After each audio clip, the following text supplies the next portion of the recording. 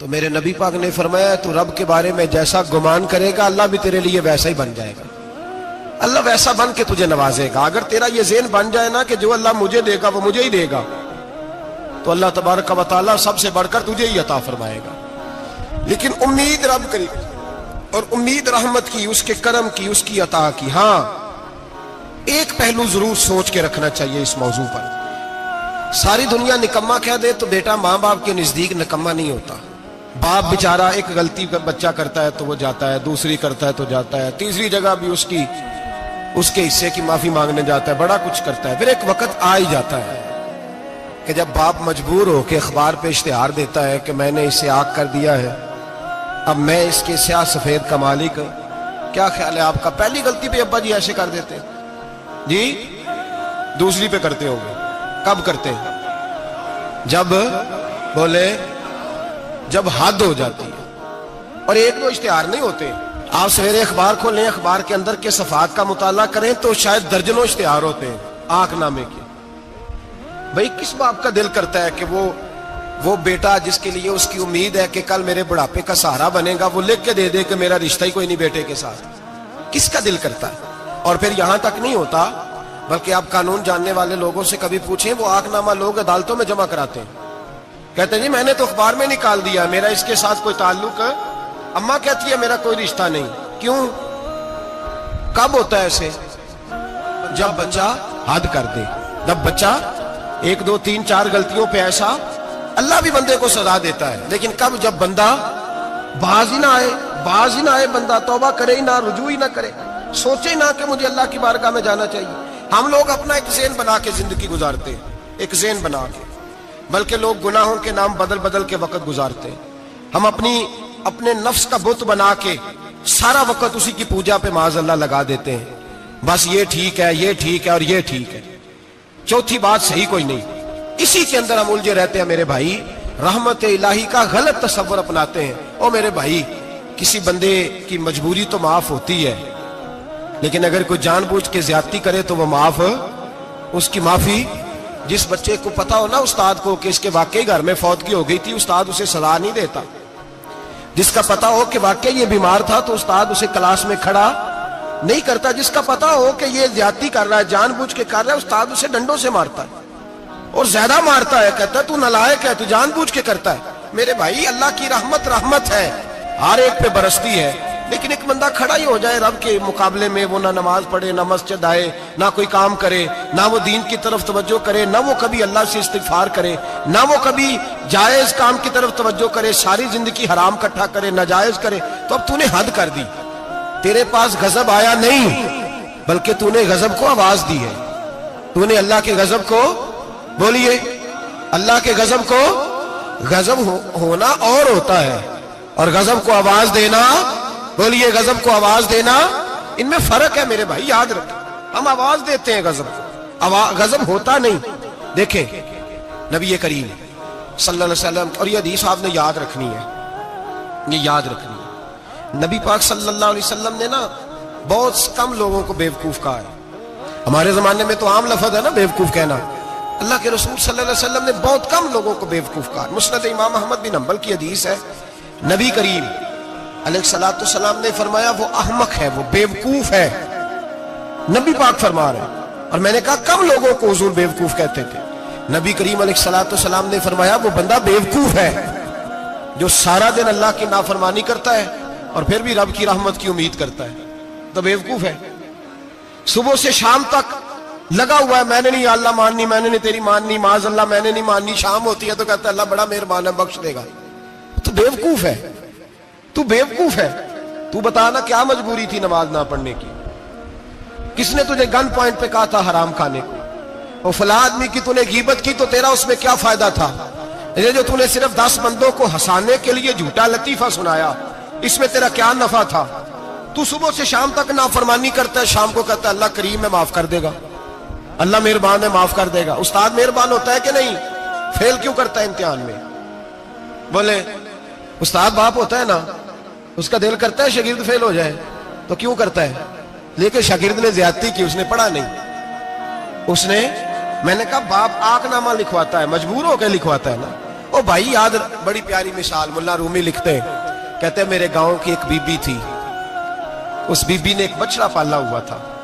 देहातों में ना बूढ़ी माएं बछड़े को पेड़ा देती थी और नाम भी रख लेती थी, किसी ने मिठू नाम रखा होता था, किसी ने कोई नाम। कहते हैं माँ ने बछड़ा रखा हुआ था, अम्मा उसको आवाज देती तो बछड़ा दौड़ा आता, अम्मा उसको पेड़ा खिलाती, बछड़ा बड़ा प्यारा था, जवान हो गया। अम्मा इसलिए बछड़ा पाल रही थी कि जब बछड़ा बड़ा हो जाएगा तो हाल के अंदर बच्चे उसे लगाएंगे, खेती में हाल चलाएंगे। बछड़ा बड़ा हो गया, अम्मा के बेटे कहने लगे अम्मा ला, तूने बड़ा खिला पिला लिया, इससे कोई काम लेते। हाल के आगे लगाया तो कहने लगा मैंने तो नहीं चलना। अम्मा के पास आए, कहने लगे ये नहीं चलता। अम्मा कहने लगी चलो टाइम दो थोड़ा, समझ जाएगा। फिर मौका दिया, फिर आए, कहा अम्मा अब तो हमने उसके नाक में नकेल भी डाल दी है, लेकिन अब भी ये हाल में चलने को तैयार है। मुल्ला रूमी रहमतुल्लाह अलैह फरमाते हैं फिर कहा अम्मा से, अम्मा कहने लगी चलो थोड़ा टाइम और दे दो, सियाना हो जाएगा। थोड़ा टाइम और दिया, डंडे भी मारे, लेकिन वो सियाना होने को तैयार है। अब अम्मा के पास आए तो अम्मा मजबूर हो गई, दिल नहीं करता था। कहने लगी जाओ फिर कसाई के हाथ बेच डालो। वो गया कसाई के पास, उसे काटा गया, उसकी खाल उतारी गई, उसके छोटे छोटे पीस करके खा गए लोग। वो मार हो रही थी, लोगों ने अम्मा से कहा तुझे तो बड़ा प्यारा था, तूने कटवा को दिया। तो अम्मा कहने लगी प्यारा तो बड़ा था पर मानता नहीं था। प्यारा बड़ा था, काश बात मानता, मकसद पूरा करता, तो कभी भी काटा। भाई रब करीम नहीं चाहता बंदा दोज़ख में जले, अल्लाह की रहमत नहीं चाहती जहन्नम में जले, पर बंदा मानता ही नहीं, ये तैयार ही नहीं होता। ये सोया हुआ है सवेरे, ये वो गप्पे लगा रहा है, असर के वक्त चौराहे पे खड़ा है, नमाज पढ़ने नहीं आया। इसने सारी जिंदगी में दर्जनों लतीफे सीख लिए, हजारों कहानियां सीख गया, कुरान पाक पढ़ना नहीं सीखा। इसने जिंदगी की हर चालाकी सीख ली है, नहीं सीखी तो अपने रसूल की हदीस नहीं सीखी, नहीं सीखा तो दीन की जरूरी बातों को नहीं सीखा। अब रब की रहमत तो नहीं चाहती कि बंदा जहन्नम में जाए, वो तो मेहरबान है, लेकिन रब करीम का कानून का तकाजा ये है कि जो अहकाम पूरे नहीं करेगा उसे फिर दोज़ख में ढाला जाएगा। तो हमारे बुजुर्ग फरमाया करते थे असल बात यह है कि अल्लाह नहीं मुसलमान को दोज़ख में डालना चाहता, मुसलमान अपनी मर्जी से छलांगे लगा रहे, ये खुद छलांगे लगाता, ये बाज नहीं आता। आप यकीन करें, बड़ी जिम्मेदारी के साथ, बड़े खुलूस के साथ और बड़ी दयानतदारी से तजर्बे की बात अर्ज करता हूं। हमारे बहुत सारे गुनाह ऐसे हैं जिन गुनाहों का हमारी दुनियादारी को भी कोई फायदा नहीं, कोई फायदा नहीं हमारी दुनिया को भी उस गलती का। मेरी बातों की समझ आ रही है आप दोस्तों? कुछ गुनाह ऐसे, एक तो होता है कि दुनिया का कोई फायदा हो, उस गुनाह में हमारी दुनिया का भी कोई फायदा। जो आदमी झूठे लतीफे सुनाता है, झूठ बोलता है, झूठ कोई फायदा नहीं उसे। लोग 10 मिनट हंसते हैं और बाहर जा कहते हैं यार ये तो कोई गैर संजीदा आदमी, वो अकल ही नहीं। क्या फायदा कमाया उसने, क्या नफा लिया उसने? जो आदमी बढ़ बढ़ के बातें करता है, 2, 4, 5, 10 आदमियों की ग़ीबत कर जाता है, लोग कहते हैं यार बड़ा चुगलखोर है। क्या कमाया उसने जिंदगी में? कुछ हासिल कर लिया उसने?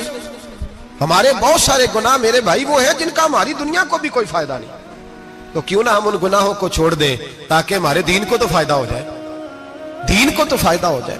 सिर्फ जुबान के जायके हैं, कुछ देर के लिए हमारी तबीयत के तकाजे हैं, 10 मिनट की मुस्कुराहट है जिसके लिए हम अल्लाह तबारक व तआला का कानून तोड़ते फिर जा रहा हूं। मेरे हबीब करीम अलैहिस्सलाम ने मुसलमान को कहा है कि तेरा रब तो चाहता है कि बस तू आ जा, वो तुझ पे रहमत नाजिल कर देगा।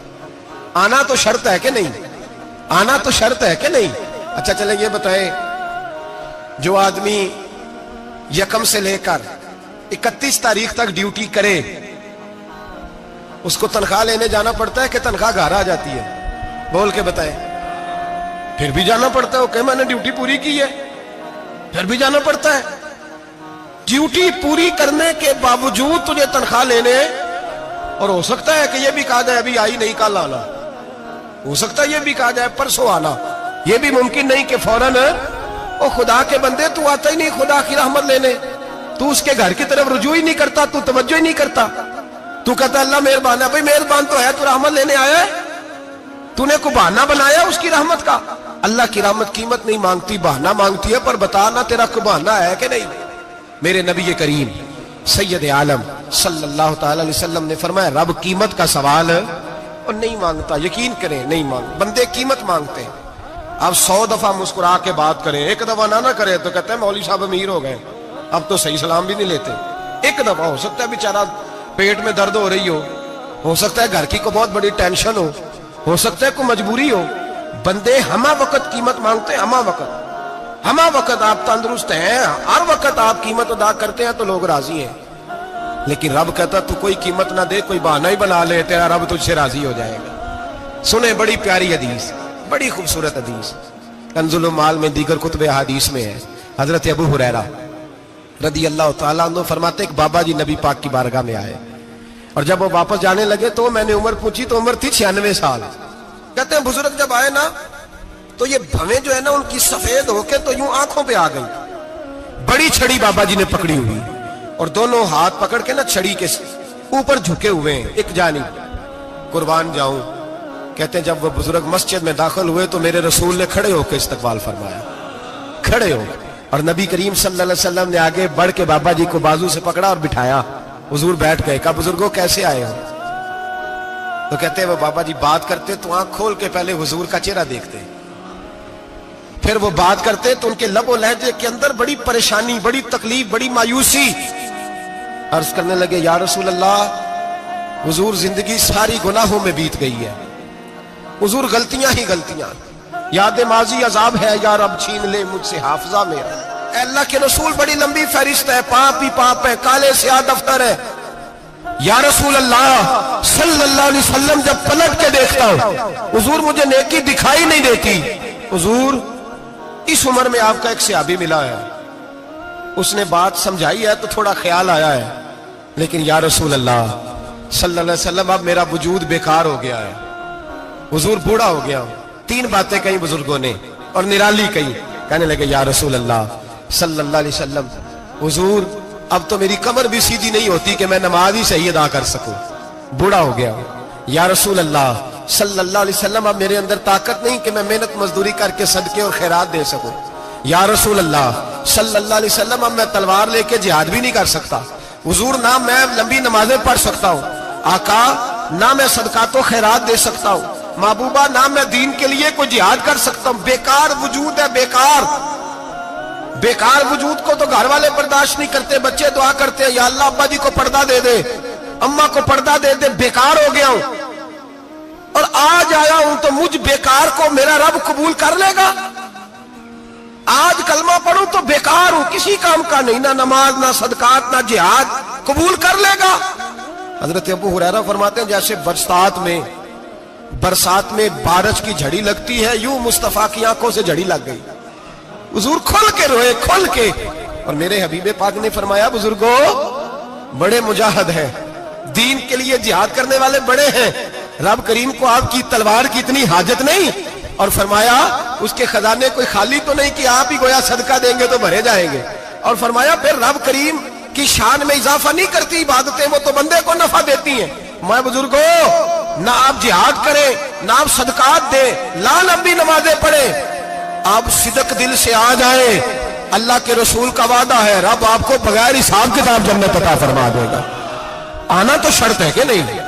آئیں تو صحیح، نہ پہنچے تو صحیح، آ جائیں، اس کو نہیں عادت صدقات و خیرات کی، جہاد کی، تبلیغ، آئے تو صحیح نا، ان العبد اذا اعترف ثم تاب تاب اللہ علیہ۔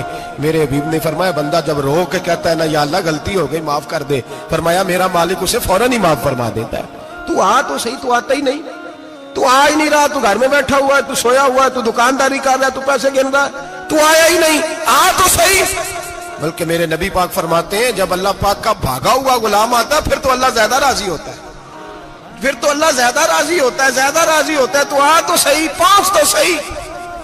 بلکہ صوفیات اور بات کرتے ہیں، وہ کہتے ہیں تو کبھی بھول کے بھی رب رب کرے تو اللہ تو اسے بھی قبول کر لیتا ہے، بھول کے۔ ملا رومی کہتے ہیں بنی اسرائیل کا بندہ ہے، صنم پتھر کو کہتے ہیں، بت کو کہتے ہیں، بت کے سامنے کھڑا ہے اور ساری رات کہتا ہے یا صنم یا صنم یا صنم، اے پتھر اے بت، ساری رات پکارتا رہا، رات گہری ہو گئی، نیند کا غلبہ تھک گیا، سونے کے قریب آیا تو غلطی سے منہ سے نکل گیا یا صمد، یا صنم کی جگہ نکل گیا۔ رب کریم نے فرمایا جبریل دوڑ کے جا، جو مانگتا اسے دے دے۔ حضرت جبریل عرض کرتے ہیں مولا بھول کے تیرا نام لے رہا ہے، بھول کے لے رہا ہے. تو رب کریم نے فرمایا چل نام تو میرا ہی لے رہا ہے نا, میرا لے رہا ہے نا.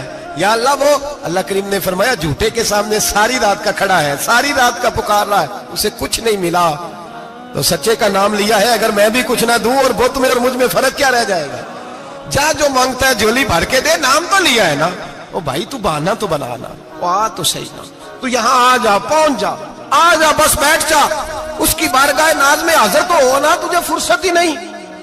تو یاروں کے لیے ٹائم نکالتا ہے, بازاروں کے لیے ٹائم نکالتا ہے, گلیوں کے لیے ٹائم نکالتا ہے, چوکوں چوراہوں کے لیے ٹائم نکالتا ہے, ہفتے میں ایک دن ہوٹلنگ کے لیے بھی جاتا ہے, لیکن کبھی چھپ کے 2 نفلوں کی تجھے توفیق نہیں ہوتی. اور میں کئی دفعہ کہہ چکا ہوں, جس بندے کو بغیر عبادت کے رزق زیادہ ملنے لگ جائے اس پر آزمائش ہوتی ہے رب کریم کی. اللہ فرماتا ہے اس کو پیسے دو, اسے آنے نہ دینا, اس کو چل پیسے دوڑ جا. لوگ سمجھتے ہیں میں بڑا ذہین و عقل مند ہوں, دیکھو میں اپنی ہوشیاری سے, چلاکی سے آگے نکل گیا. تو آزمائش ہے, یہ تو آزمائش ہے رب کریم کی طرف سے, یہ تو اس کی خفیہ تدبیر ہے. میرے بھائی اس کی بارگاہ ناز تک جو آ گیا, آنا تو ہماری ذمہ داری ہے کہ نہیں, پھر اس کی رحمت آگے بڑھ کے استقبال کر لیتی ہے. پھر